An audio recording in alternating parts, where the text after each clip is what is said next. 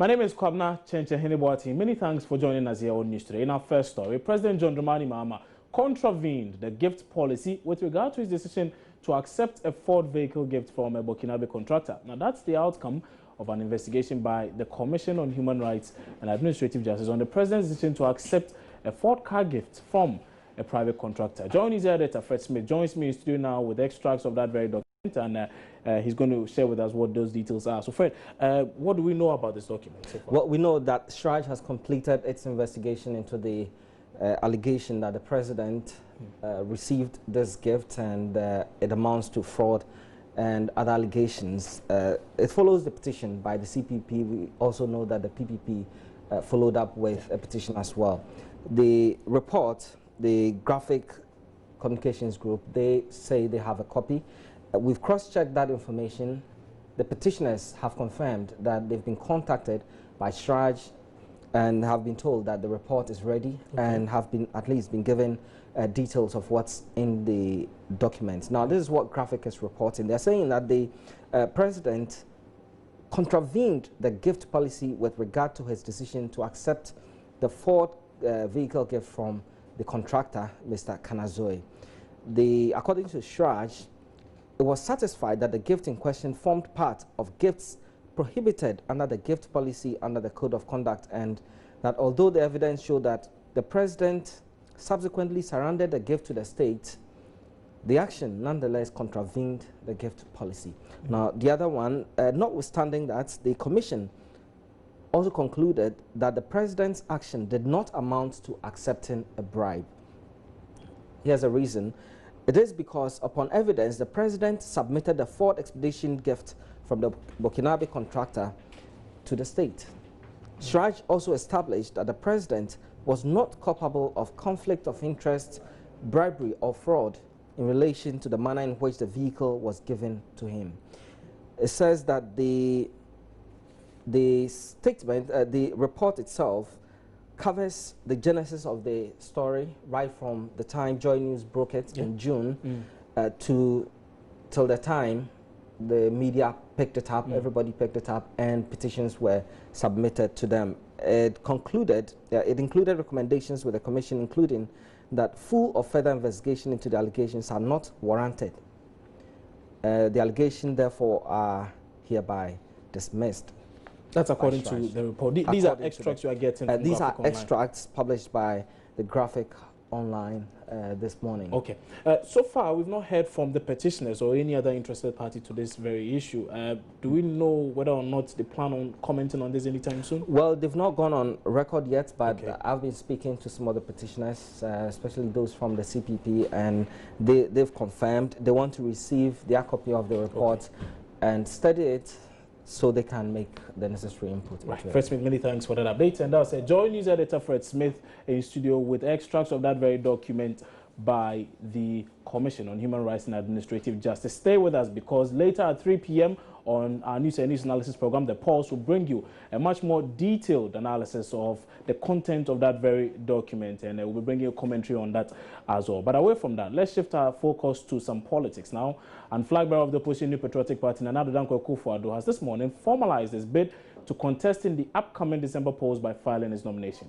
Nana is among 5 other presidential candidates who this morning submitted their completed forms to the Electoral Commission. Meanwhile, President Mahama is expected to file his nomination later today. Deputy Head of Communications at the EC, Yusuf Ayuba, tells Joy News the candidates are being made to file their nominations without the filing fees due to a pending suit on the issue. Akufo-Addo, who is the flag bearer of the New Patriotic Party, filed his nomination. His nominations were taken.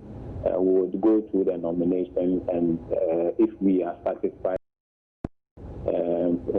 information that he has provided, then we would accept his nomination. After that, the United Progressive Party also submitted their nomination papers around 9:35 a.m. So we are also going through the nomination form. United Front Party has also submitted, and currently the APC is also, submitting their form. The subject of litigation at the court So the chairperson, who is the returning officer for presidential, took the nomination form without the banker's draft. So I think when those issues are resolved, then we would take those forms, the banker's draft. So it is a requirement in law that we receive nominations today and tomorrow. That is 29th and 30th. Yeah. So if we do not receive the nominations within this period, then it will be another thing. So we would receive, or we are receiving the nominations. We will go to, as and when the court decides otherwise, then the commission would know exactly what to do. Qualified After take 5 part in p.m. elections tomorrow, if a candidate does not submit his or her nomination paper, then that will be all for that particular candidate. The issue of the money, the candidates were supposed to have come with a banker's draft exactly of 50,000 for presidential and 10,000 for parliamentary. As it stands now, the issue is in court, so we've put on hold the receiving of the money. So, but we are receiving the nomination form. So we'll go through the nomination form. As and when it is determined, the issue is determined by the court, then we will know exactly the amount that we will receive. But the forms must be received within the period. That is between 9 a.m. to 12 p.m., then 2 p.m. to 5 p.m. on the 29th, and same on the. Well, earlier today, Joy News reporter Joseph Akable was at the head office of the Electoral Commission, and he's been speaking to quite a number of people there, and it includes a number of persons who have been filing their nominations. Take a listen.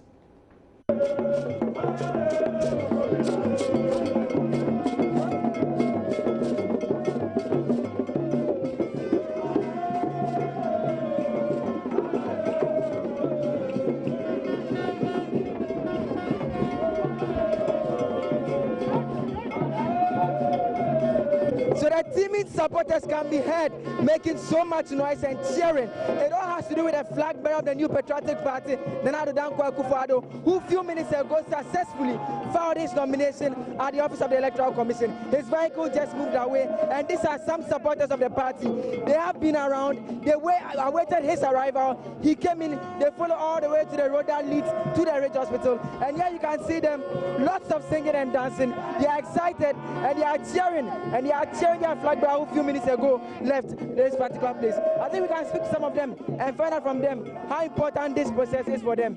So let's talk to some of them and find out how important it is for them. They are supporting Nado. Yeah, and I'm hot to say, if you don't tell my dear friend, and that I am another Akufo-Addo. I am young Copanagina, my say, 1 minute, my gun, no magic, and ma, any abusia, Yadi, how, and yet, and in your flu, at it, Brabo, I don't see any day, or be a corner to my son, and that's a Marcos for one so. The Sentinel, or be sorry, she says times are hard in the country and that they are here to lend their support to the flag bearer of the new Patriotic Party, Nana Dankwa Akufo-Addo. As a political party registered and as a democracy demand, they have to write to us. As a political party, if you look at the Political Parties Act, you're supposed to declare your assets in the Political Parties Act 2000. No. Yes. It's not like, it's a matter of public officer, like the PCs. The Political Parties Act talks about political parties. Yeah, the political party means, especially the MPs in Parliament at the moment, they are the public officers. No, the Political Parties Act talks about political parties. It's a dead law. But you have others who have declared. As of now, we spoke to Odike, who said he has done that. Oh, well, I'm not saying I will not declare, but I have not been notified. So when they tell me to bring it, they give me time, I will bring it. According to the way we called to declare before coming here. No. We had the last IPAC meeting before the 50,000 and the 10,000 pop-up. You get my point? No notice was given. It was just this morning and yearly, and I've not heard it any officially. You understand? Because they have a way of inviting us to the meetings. They write to us sometimes, or a telephone call. So if you have a communication officer or PRO for the Electoral Commission, he is dealing with political parties, and we are registered. You cannot go and sit on there telling me bring my access declaration form. To me, it's unfair. On this, on the election brief later at 2:30 p.m. right here on your election headquarters, your Joy News channel. But let's still stay with this issue, and this time let's touch base with issues in some other regions of the country. And Majority Leader in Parliament and Member of Parliament for Nadoli Kalio constituency, Alban Sumano Kingsford Bagbin, has mocked at his challengers, whom he claims describe themselves as better and competent. The MP said this after filing for nominations to continue his term of office. The contenders for the seats are the National Chairman of the PNC, Bernard Mona, and 27-year-old Elvis Buta. Rafiq Salam joins us on phone now with a lot more. Rafiq, good afternoon. Many thanks for joining us. Can you tell us really what happened when Mr. Alban Bagbin filed his nomination? Alban Sumana Kingsford Bagbin came to the office in the constituency in the company of his candidate and other supporters of the NDC. And I can tell you that full of excitement that they went. So they were received on arrival by the research officer of the electoral. Rafiq, sorry, we can hear you, but you might have to reposition yourself a bit so we could really hear you well.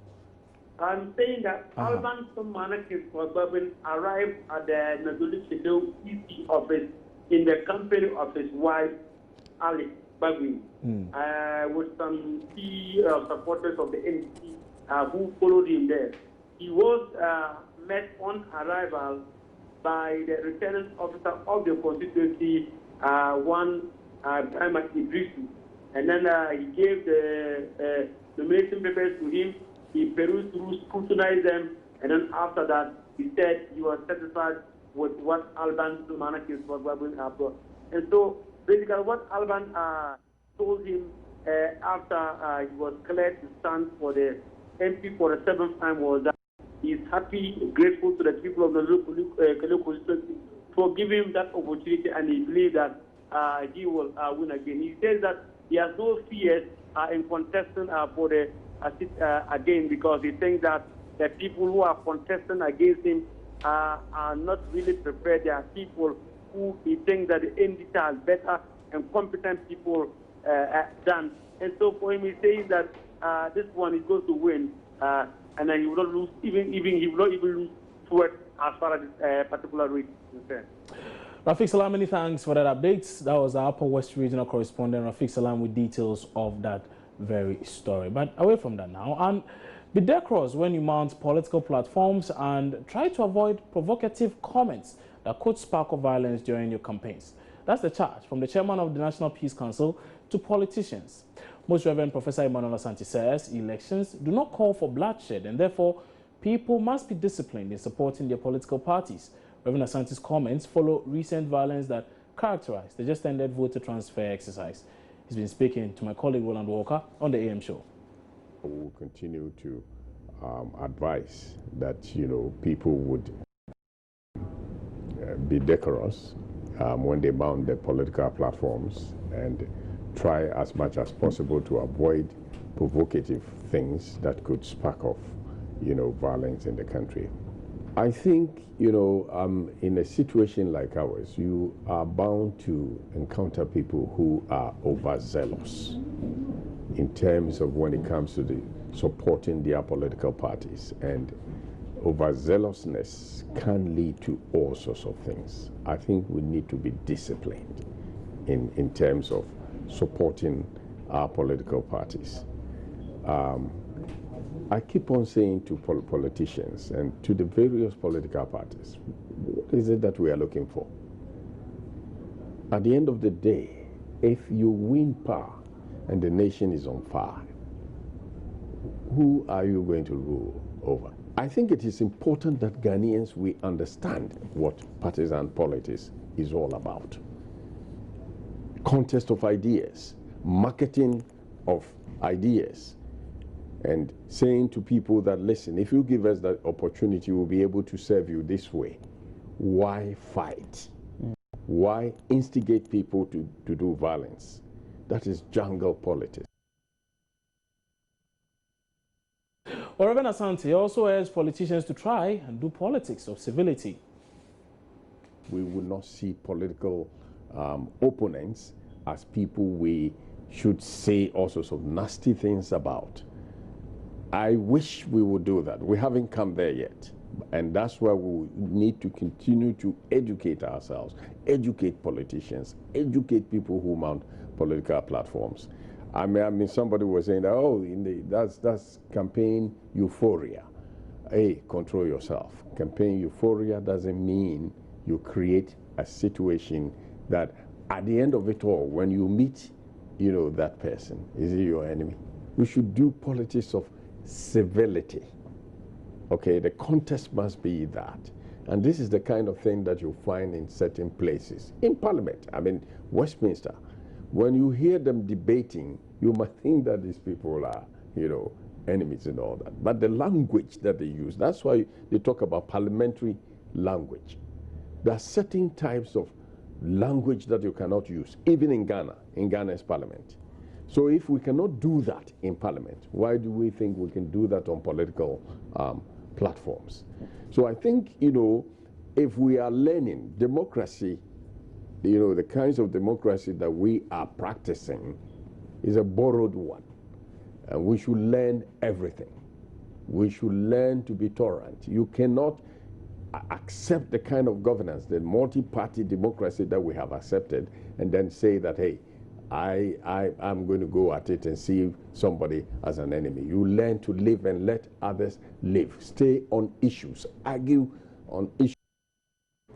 You're watching News Today here on your Joy Nation on Multi TV. We're back shortly with some more. But still to come, Ghana Football Association President Kwesi Nyantakyi becomes first ever Ghanaian to serve on World Football's powerful cabinet after securing one of 2 FIFA Council slots available. Details shortly. Stay with us.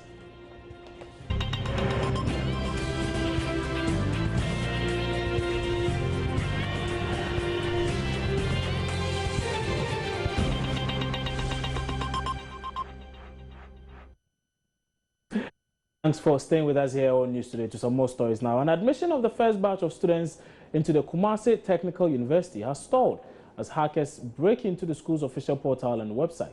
The sites of the school, formerly Kumasi Polytechnic, have been down for 2 months, leaving prospective local and international students stranded. Authorities say the cyber criminals are demanding money as condition for restoring the system. So, interior reports from Kumasi.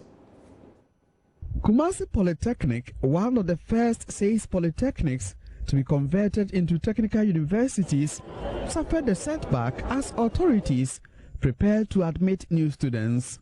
Hackers have been asking authorities to pay a ransom before they restore the websites.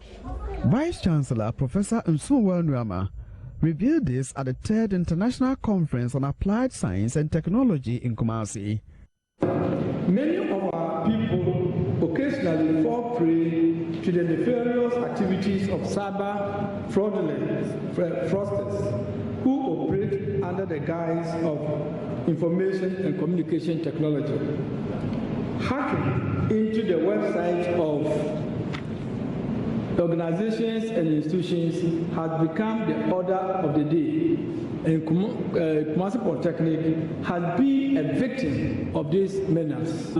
He later told Joy News, besides the inconvenience caused to students and authorities, the development can negatively affect the university's local and international rating. I know it will affect our ranking because, the ranking institutions, they usually depend on the website. And for about 2 months or 3 months, this thing has been happening. In fact, they hacked into it first time, we corrected it, and then they did it again. So it's like nobody will be able to access the website, or that will affect our image. That's because whatever you are doing will not be known by any other any institution outside. So for some time, our students were also not able to access. We're not able to make payments. We're not able to even access the forms and so forth. But that one, we corrected it earlier. Demand for ransom has raised suspicion of blackmail attempt as police begin investigation. When you corrected the two, he came back and hacked again into the website. But Kumasi is an enviable institution, so I think it's an enviable institution. So if you want to hack into the polytechnic system, you hit that one first. And even the whole country is one of the well-known, one of the good institutions in Ghana. So they tackle you first. Now, if you're a student worried about how to get driving lessons and acquire a driver's license, then you might be interested in this. The Driver and Vehicle Licensing Authority will soon implement a project which will see tertiary students trained in driving and provided with licenses before they complete their program of study. The Tertiary Driver License Project, according to the Chief Executive Officer of the DVLA, Noble Apia, it will help reduce the vulnerability of young people to road accidents. According to DVLA statistics, young people between the ages of 18 and 25 years are most vulnerable to road accidents. Out of this bracket lies a chunk who are not equipped with adequate driving skills and appropriate licenses to use the roads. To correct this trend, the DVLA has launched a project to take driving lessons to the students on their various campuses. The Tertiary Driver License Project will see students signed onto the authority's system and trained. Chief Executive Officer of the Driver and Vehicle Licensing Authority, Noble Apia, said this model will make the process for license acquisition less cumbersome. Going for a driving license, we are going for training. We're driving school. They don't require you to take some training before you acquire driving license. So instead of going to in town or acquire it, they train with that on campus. So universities or all the institutions will have a classroom, will have a vehicle or drive paddle, and then also have a place where they can do a practical test on campus. So all the processes, instead of going to DVLA, will be done on campus here to acquire the driving license. So eliminate all the processes. People would like you to lead you, the what called Guru Boys won't have that. So I will come and do all that. It's a 4-year program, isn't it? Level 2, level 3. So it depends. If you have a smart person, you can acquire one in the first year. Some people must acquire in the second year, third year. So we say that irrespective of how many years you have in school, before you complete, you should have gotten your driver's license. So you can acquire it in first year, level 200, level 300, whatever. It's something that's very good for students. It will be an added advantage for you. If you go on the job market and you have a driver's license, it has competitive. When you have a degree in marketing or something, it helps. Speaking at the launch of the project, Minister of State at the Presidency, Elvis Efri-Yankra, noted the initiative offers a complete solution to driver license acquisition challenges among students and other young people. It is my expectation that this product, coupled with the implementation of other strategic initiatives, such as the recently rolled out mobile express services, will contribute to improvement of customer service levels, and the elimination of the Guru Boys. The DVLA says students who enroll on the project will get discounts on training provided by the authority, as well as undergo on-campus and in-traffic training. The project, which was launched at the University for Professional Studies campus, is open to both Ghanaians and non-Ghanaian tertiary students. You're watching this today here on your Journey Channel Multi-Take.